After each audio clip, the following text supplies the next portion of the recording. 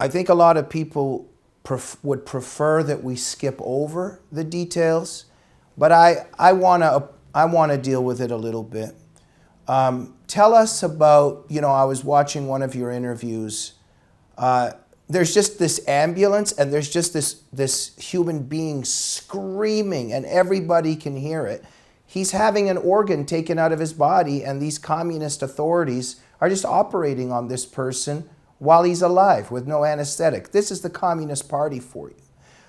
Tell us a little bit about this. Tell us one or two cases just of this horrifying evil that they perpetrate on humans in this context. How do they do this? Tell us about one or two horrifying cases. Well, I would advise you, the person you want to talk to, although he hates to talk about it, he doesn't like to, is Enver Tohti, who was one of the very first major witnesses who was brought out in this process. So what happened was I was giving a speech of some kind at Westminster in London.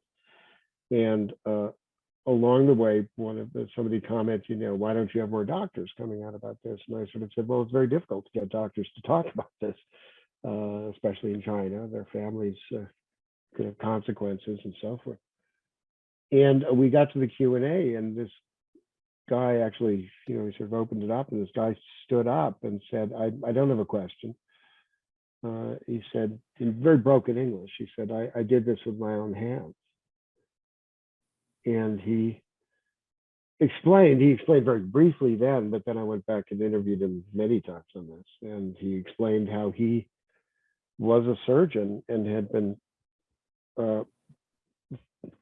forced really to go out and take a man apart who was still alive, who had been shot.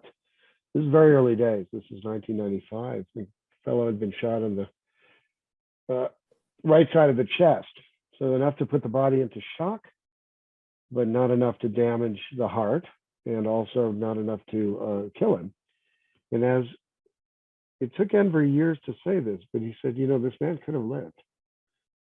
I could have saved him. It wasn't lethal. But then I took his organs out because they told me to take his kidneys and his liver. And I took his kidneys and his liver and I sewed him back up. And then he died. The whole time he was alive, the blood was pulsing. How do you outdo a story like that? I mean, he did it.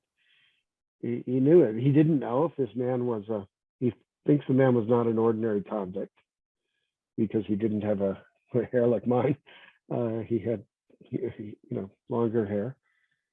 But he doesn't really know. It was possibly a political case. We don't know. But that was very early days. And he was told by his chief surgeon the next day, he said, so what happened yesterday? Nothing happened. Isn't that right? It was an ordinary day, wasn't it? And he said, yeah, it was an ordinary day. And he actually claims he did not talk about it till that day in Parliament when he stood up and started talking about this. So that was a great act. He thought he didn't know anything about, he was new in the country. He's an immigrant to UK, and he said, I didn't know that there was such thing as statute of limitations or anything like that. I really thought that night they would come for me. And they didn't, of course. And we became very good friends over time, and we've driven all over the world together and so forth. But I think it's one of those stories which, how do you refute that? It's very simple. They do live organ harvesting.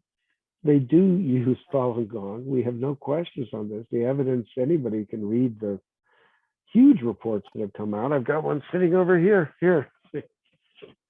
China Tribunal. I'm not going to write this. I'm writing a new book. It's called The Xinjiang Procedure. It's going to be full of all kinds of crazy adventures. But this is the textbook. You want to read it? The China Tribunal Judgment. It'll take you a week, Ethan, you have documented how in China there's literally, we could call it a city. There's literally a city dedicated to this. So they have the killing machine over here. They have where they throw the bodies over here. They have the gulag where they have the prisoners over here. They actually have an entire orchestra of a killing machine, and everything is set up, right? Yes, they do. And I think I can even possibly show you a photo of the Aksu compound. If nothing else, I can sort of describe it while I'm kind of looking for a photo here. What it is, and this was discovered by Gulchera Hoja, who's a very, very brave reporter at Radio Free Asia. Her whole family is in prison or in the camps because of what she does, but it has not stopped her from doing it, and I just think that's amazing. Okay, so having said that, these are the people who really pay the price for this kind of thing. Now, what happened is there's a hospital there. It's called Aksu Infection Hospital. I know a bit about this hospital because I've interviewed people on it. It was a hospital for SARS. Remember SARS? Yeah, so SARS was the big disease in the old days in China. It became a hospital for religious dissidents.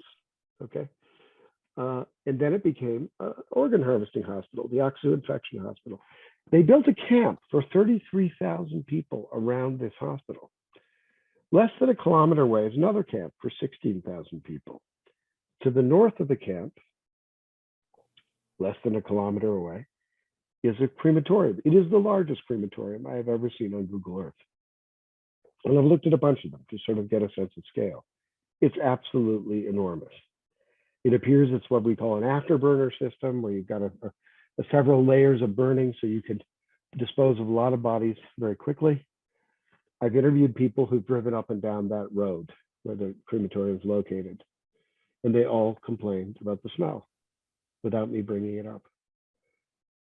It's a smell, they said it's hard to describe. It's a smell of bone, like a burnt bone, like a bad barbecue of some kind. This is common. This is 20 minutes away from an airport, the Aksu International Airport. That airport has a green lane. What is a specific lane for organs, for human organs? It's written right there in Chinese and in English. This lane, is for a fast lane for human organs. It's for export, not for import, export only. And that is where they take the organs and they fly them on the fast plane to Shanghai or to Tianjin or to Beijing, to the top hospitals where the organ tourists from fancy countries come.